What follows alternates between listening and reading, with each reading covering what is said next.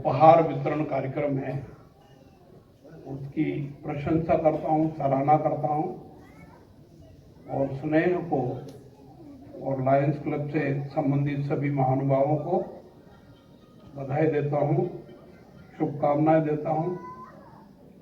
निश्चित रूप से ये काम प्रेरणादायी है। दिव्यांगों के बारे में ऐसा माना जाता है कि उनमें काम करने की क्षमता नहीं है या दिव्यांग होने के कारण वो काम नहीं कर सकते, किसी चीज का उत्पादन नहीं कर सकते। परंतु जो दिवाली के लिए किट उन्होंने बनाई है वो निश्चित रूप से इस बात को नकारती है और ये प्रमाणित करती है कि दिव्यांगजन भी ये सब कर सकते हैं। आवश्यकता है उनको सहयोग करने की, उनको समर्थन देने की और प्रेरणा देने की। और स्नेह संस्था इस प्रकार का काम करने में बहुत अहम भूमिका निभा रही है। इसलिए मैं संस्था को और संस्था से संबंधित सभी महानुभावों को और शुभचिंतकों को बधाई और शुभकामनाएं देता हूं। मैं जब से पंकज जी के संपर्क में आया बहुत प्रभावित हूं और विशेष तौर पर जब नरेंद्र मोदी जी की सरकार में मैं सामाजिक न्याय और अधिकारिता मंत्रालय का दायित्व निर्वहन करने लगा, उसमें दिव्यांगजन सशक्तिकरण विभाग भी आता है। वो जिम्मेदारी मुझे मिली तो पंकज मारू जी की प्रेरणादायी योजनाएं सुनने को, समझने को मिली और मुझे इस बात की खुशी है कि मैंने उन योजनाओं को विभाग में लागू करने का प्रयास किया और उसके कारण विभाग जीवंत बना, सक्रिय बना। इस विभाग की पहचान देश और दुनिया में हुई, देश और दुनिया में। और दुनिया में हुई मैं ये इसलिए बोल रहा हूं कि हमने 7 सालों के मेरे कार्यकाल में, ये रमेश जी मेरे विभाग के सचिव रहे, इनका भी उतना ही सहयोग रहा है जितना पंकज मारू जी का है। बाद में इनका डेपुटेशन 7 साल की अवधि पूरी होने के कारण वापस मध्य प्रदेश में आ गए और नहीं तो ये सचिव के रूप में और पंकज जी मेरे सहयोगी के रूप में सलाह देते थे और उन सलाहों के माध्यम से हमने 10 गिनीज बुक का वर्ल्ड रिकॉर्ड बना। जो लोग कल्पना नहीं कर सकते थे, इस प्रकार की सुविधाएं दिव्यांगों को देने का प्रयास किया और योजनाएं बनाई और वो सफल भी हुई। सुगम्य भारत योजना सारे देश में, स्टेशन पर, बस स्टैंड पर, हवाई अड्डे पर, ऑफिसेज में जाने आने के लिए जो सुविधा होती है, शौचालय में आदि स्थानों पर, वो सब देने का काम किया। 80% से ज्यादा दिव्यांग जो खड़ा ही नहीं हो सकता, चलना तो दूर की बात, उसको मोटराइज ट्राईसाइकिल देने का काम किया। ये मोटराइज ट्राईसाइकिल 2 यहाँ सामने खड़ी है, दी जा रही है। ये मोटर से चलती है, बैटरी 50 किलोमीटर के आसपास चलने पर डिस्चार्ज होती है। इलेक्ट्रिक में लगाओ, घंटे आधे घंटे में चार्ज हो जाती है। तो जो खड़े नहीं हो सकता था, चल नहीं सकता था, वो चलने लगा और इसकी स्पीड 15 किलोमीटर आसानी से होती है। इस गति से वो आगे बढ़ने लगा। फिर दिव्यांगों में प्रतिभाएं अनेक है, उनको अवसर मिलना चाहिए, तो हमने वो अवसर देने का भी प्रयास किया। उच्च शिक्षा में पहले 3% आरक्षण था सीटों में, उसको हमने 5% किया। जैसे मेडिकल की, इंजीनियरिंग की वगैरह पढ़ाई होती है ना, IIT, IIM और ये तो 5% आरक्षण दिया। सरकारी नौकरियों में पहले 3% आरक्षण का प्रावधान था, वो हमने 5% किया और राज्यों से आग्रह किया। अधिकांश राज्यों ने उस 5% आरक्षण व्यवस्था को भी लागू कर दिया। लगभग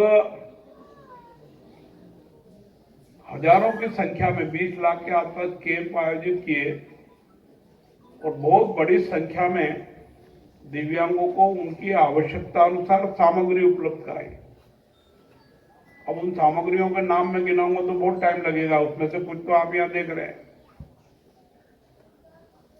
इसके साथ ही साथ जो बच्चा सुनता नहीं है और बोलता नहीं है, उनको डॉक्टर की सलाह पर 6 साल से कम उम्र का अगर है तो सक्सेशन रेट 100% के आसपास रहता है, तो 6 लाख रुपए प्रति दिव्यांग का अनुदान दिया और लगभग 5,000 दिव्यांगों को कॉक्लियर इम्प्लांट की सुविधा उपलब्ध कराई और उसका परिणाम यह हुआ कि 4,000 से अधिक बच्चे जो सुनते नहीं थे सुनने लगे, जो बोलते नहीं थे वो बोलने लगे और सार्वजनिक कार्यक्रमों में प्रधानमंत्री की उपस्थिति में और राष्ट्रपति जी की उपस्थिति में ऐसे बच्चों ने रामायण का पाठ करके, दोहे सुना करके, कोई कहानी किस्से सुना करके सार्वजनिक रूप से लोगों को प्रभावित किया और उस समय का जो दृश्य बनता था, उनके माँ बाप के आंखों में आंसू आते थे और वो हमको और प्रधानमंत्री को धन्यवाद देते थे कि साहब हम पहले सोचते थे कि हमारा बुढ़ापा तो खराब होना ही है, ये बच्चा सुनता नहीं है, बोलता नहीं है, तो इसका भी बुढ़ापा खराब होगा। और हम आपको धन्यवाद देते हैं कि आपने ये सुविधा दी हमको, तो बोलने भी लगे हैं और सुनने भी लगे हैं। और उनको पढ़ाई की सुविधा के लिए डेजी प्लेयर, लैपटॉप और स्मार्टफोन देते हैं। उसमें उच्च शिक्षा की है, जो भी वो पढ़ाई करता है उसका कोर्स भरा रहता है, सिलेबस से संबंधित जितने भी विषय उसमें भरे रहते हैं, वो उसको सुन करके ये उनको जो बोलते नहीं है, गूंगे हैं, ये उनके लिए वो सुविधा भी उपलब्ध कराई और ब्रेल लिपि में उनकी पढ़ाई करवाई। तो जो जिसको दिखता नहीं है वो ऐसे ब्रेल लिपि को हाथ से पढ़ता है, समझता है क्या लिखा है और फिर बोलता है। इस प्रकार की सुविधा भी उपलब्ध कराते हैं। इसके साथ ही साथ खेलकूद गतिविधियों में भी हमने देखा है कि दिव्यांग को सुविधा मिले तो किसी सामान्य खिलाड़ी से कमजोर नहीं सिद्ध होता है। आपने देखा होगा ओलंपिक में, टोक्यो ओलंपिक में भारत के खिलाड़ियों का, सामान्य खिलाड़ियों का प्रदर्शन पिछले वर्षों की तुलना में बहुत अच्छा रहा। 19 से ज्यादा मेडल प्राप्त किए। पैरालंपिक में तो 7 मेडल हुए थे।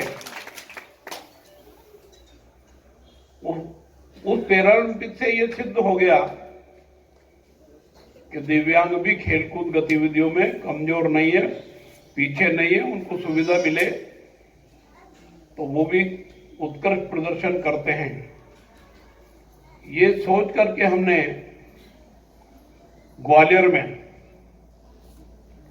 लगभग 170-72 करोड़ की लागत से इंटरनेशनल लेवल का स्पोर्ट्स सेंटर खोलने का निर्णय लिया मेरी जानकारी अनुसार वो बनकर के लगभग तैयार है। अगले वर्ष मई अप्रैल तक उसका शुभारंभ हो जाएगा। वहां रहने की सुविधा, ट्रेनिंग, भिन्न भिन्न खेलों की ट्रेनिंग की सुविधा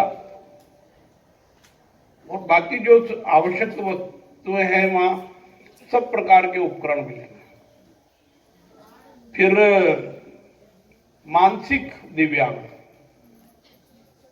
जिसके बारे में डॉक्टर और ये भी उत्साहजनक बात नहीं करते, अरे साहब ये बीमारी तो ऐसी है, ये नहीं, ठीक नहीं हो सकता, ये नहीं हो सकता, आप तो सेवा करो, ये करो। को नजरअंदाज करके देश में किसी भी समाज को नजरअंदाज करके देश का समुचित और संतुलित विकास नहीं हो सकता है। इसलिए सब समाज को साथ लेकर के उनका सशक्तिकरण करके आगे बढ़ने की जरूरत है और ये तुमको करना है। तो हमने उनके प्रेरणा वाक्य को अंगीकार करके इस पर अमल करने का काम किया है। बिना किसी भेदभाव के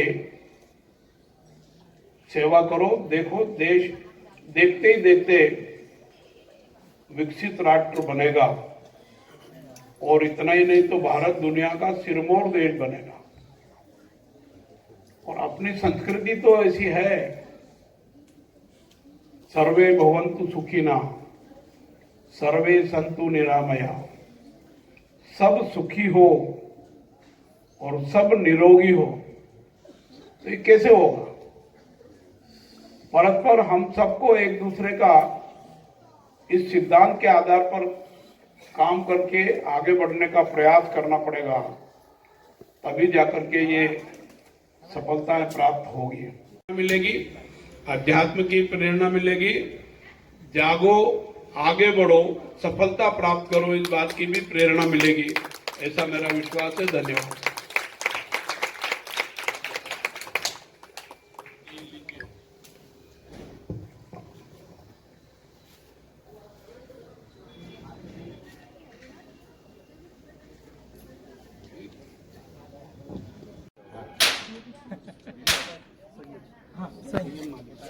संयम माली। ठीक है, ले लो। उधर देखो, संयम सामने देखो।